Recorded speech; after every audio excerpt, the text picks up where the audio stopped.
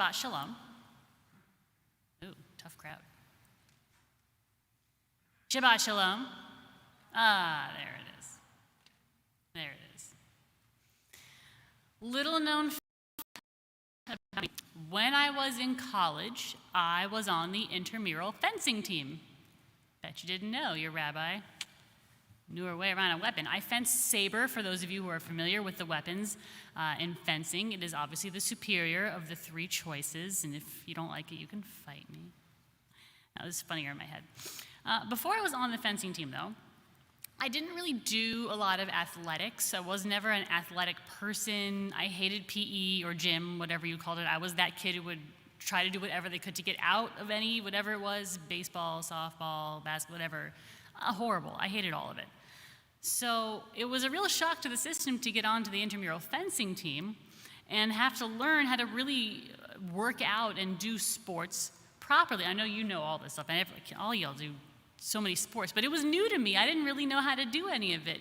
And I learned that if you don't really work out properly, do sports properly, you can really hurt yourself. You really can. We met 2 to 3 times a week, and every single time before we would break out into our own little, we called them squads, so every weapon, epee and foil, saber, the best. Before we broke up into different groups, we had one big group warm-up session, essentially. We would start with some stretching, and that hurt. And then we would do like a good 10 minutes of just running, like really running. And that really hurt, especially for me. But you had to do it before you did your actual practice.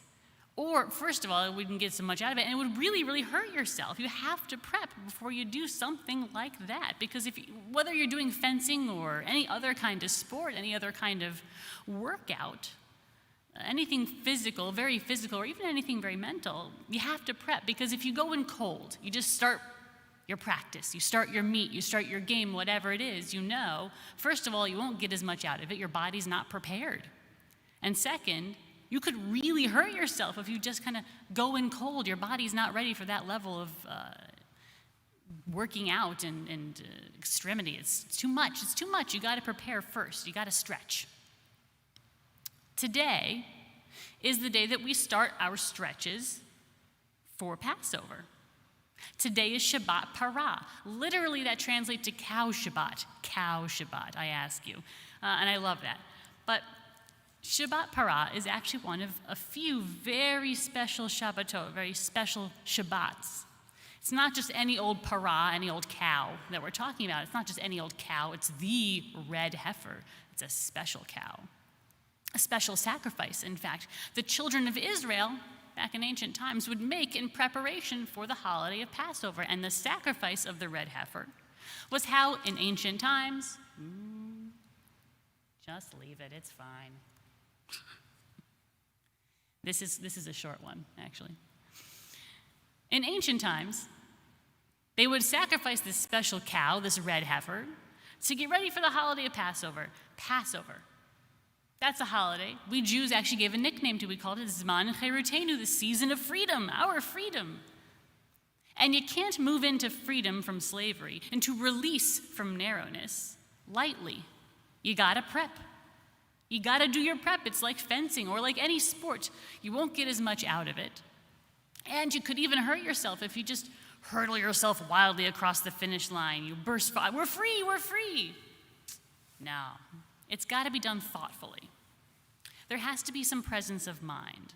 You got to do a little stretch first, so to speak. Not just a release of wild abandon. Do whatever you want, whenever you want, because it's Passover. We're free now. That's not how freedom works. With freedom comes great joy. It's very joyous. With great excitement and also great responsibility. It's not freedom to do whatever our impulses tell us to do. It's the freedom to be good Jews, to be good people. It's the freedom to live as we want to in community with others.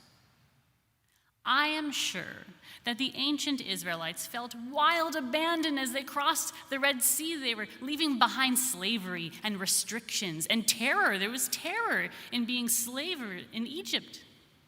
All the horrible memories of Egypt and everything that meant. They were leaving it behind, but they weren't going forward to be free to do whatever they wanted.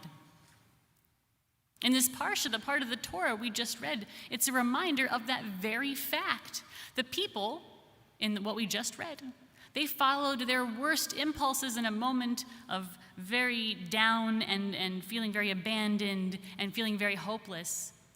They gave in to their impulses. They were free to do so. So they did, and they demanded to worship a golden calf. A golden calf. They were free to be Jews, and what do they go and do? They demanded to go worship idols. And clearly that was the wrong move because God was furious, Moses was furious. They were free, yeah, of course they were free, but they were free to be good Jews and to be good people, as are we. Shabbat Parah, this special Shabbat we're celebrating today, this very special Shabbat. It's very special for many reasons. We got a wonderful bat mitzvah, and it's Shabbat Parah. It's a special Shabbat, and it serves as a reminder that we have to prepare. We have to stretch. We have to get ready. For what? For Passover and for freedom. In ancient times, that meant a special animal sacrifice, but that's a little gory for 2021, so we're going to pass on the animal sacrifice. So how do we prepare today in modern times? Well, here at Beth Yeshurun, we are really we're really leaning into what it means to leave Egypt, to go into freedom from feeling enslaved. And not literal enslavement, but whatever Egypts we find ourselves struggling to leave right now. We're all struggling with something right now. Many of us are struggling with many somethings right now. So we are bringing all sorts of amazing opportunities through the beauty and magic of Zoom to explore how in this season, the season of our freedom, how do we find freedom from narrowness, like the narrowness of guilt and self-limitation we're going to learn with Edith Agar, from the narrowness of loneliness and addiction with Beit Tshuva, from the narrowness and entrapment and enslavement of negative body image and fat phobia with Rabbi Minna Bromberg. How can we help others escape their narrowness and enslavement and entrapment of homelessness? Once you are homeless, it is very hard to become unhomeless. How can we help other people get out of that Egypt? And we have so much more. That's just a taste of what we're trying to do here at Beth Yeshurun. Special learning and program opportunities for everyone who is preparing to leave Egypt or Egypts.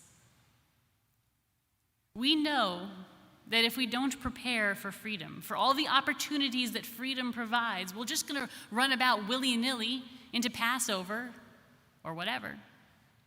If we do that, we're going to miss the whole point. We're going to miss the whole point behind the beauty and the glory of such a celebration, and possibly we could hurt ourselves by doing so. So don't let the opportunity to embrace and explore and enjoy our freedom slip away, so excited at the prospect of freedom that we miss the point of being free entirely. So take a moment. I urge you to, as we go forward, take a moment, take a few moments if you have to pause, prepare, learn with us. Think about what Egypts are you leaving behind? What narrow straits have been constraining you? And how are you preparing to say goodbye to them as we start Zman Cherutenu, the season of our freedom, right now? Shabbat Shalom and an early happy Passover.